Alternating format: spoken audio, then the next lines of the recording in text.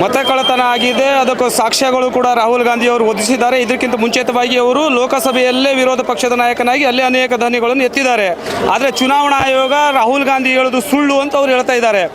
ಆದರೆ ಡೇಟಾ ಇದೆ, ಮಹಾರಾಷ್ಟ್ರದ ಡೇಟಾ ಇದೆ. ಅವರಿಗೆ ಚುನಾವಣಾ ಆಯೋಗ ಸಂಪೂರ್ಣವಾಗಿ ಮೋದಿಯವರು ಕೇಂದ್ರ ಸರ್ಕಾರ ನಿಷ್ಕ್ರಿಯ ಮಾಡಿದೆ, ಅವರ ಕೈಗೊಂಬೆಯಾಗಿ ಕೆಲಸ ಮಾಡ್ತಾ ಇದೆ. ಅದಕ್ಕೆ ಉದಾಹರಣೆ ಮಹಾರಾಷ್ಟ್ರದ ಚುನಾವಣೆಯಲ್ಲಿ ಆಗಿದೆ ಅನ್ನೋದನ್ನು ಸಾಬೀತುಪಡಿಸಿದ್ದಾರೆ ರಾಹುಲ್ ಗಾಂಧಿ ಅವರು.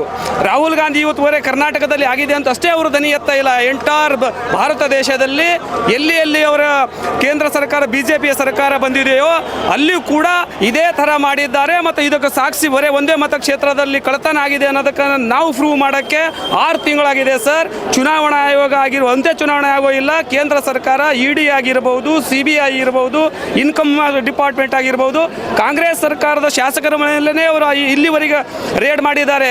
ಯಾಕೆ BJP ಅವ್ರ ಹತ್ರ ದುಡ್ಡು ಇಲ್ವಾ? BJP ಅವ್ರ ಹತ್ರ ಬಿಸ್ನೆಸ್ ಇಲ್ವಾ?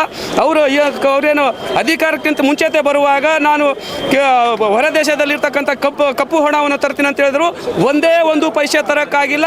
ಅವರ ಮುಖವಾಳ ಕಳಚಿದೆ. ಮೋದಿ ಅವರು ಸುಳ್ಳು ಇದ್ದಾರೆ, ಅವರ ವಚನ ಭ್ರಷ್ಟರಿದ್ದಾರೆ.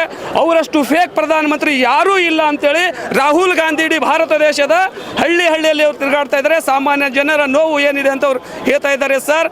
ಇದನ್ನು ಸಂಪೂರ್ಣವಾಗಿ ಬರೀ ಚುನಾವಣಾ ಆಯೋಗ ಅಷ್ಟೇ ಅಲ್ಲ, ಎಲ್ಲ ಸರ್ಕಾರಿ ಸಂಸ್ಥೆಗಳನ್ನು ಅವರು ದುರ್ಬಳಕೆ ಮಾಡ್ತಾ ಇದ್ದಾರೆ.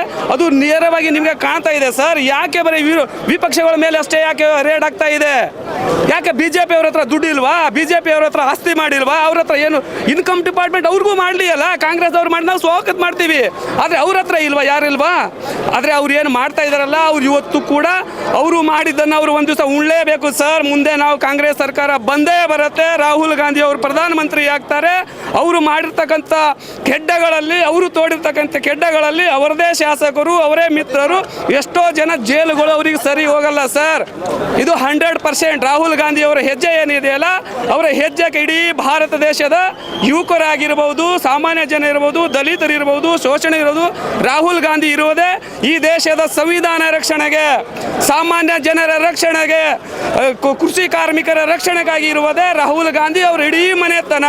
ಆದರೆ ಈ BJP ಅವರು ಸುಳ್ಳರು ಇದ್ದಾರೆ, ಮತಗಳ್ಳರು ಇದ್ದಾರೆ ಅನ್ನೋದಕ್ಕೆ ಬೆಂಗಳೂರು ಬಂದೇ ಸಾಕ್ಷಿ ಇಲ್ಲ ಸರ್. ಮಹಾರಾಷ್ಟ್ರದಲ್ಲಿ ಅದೇ.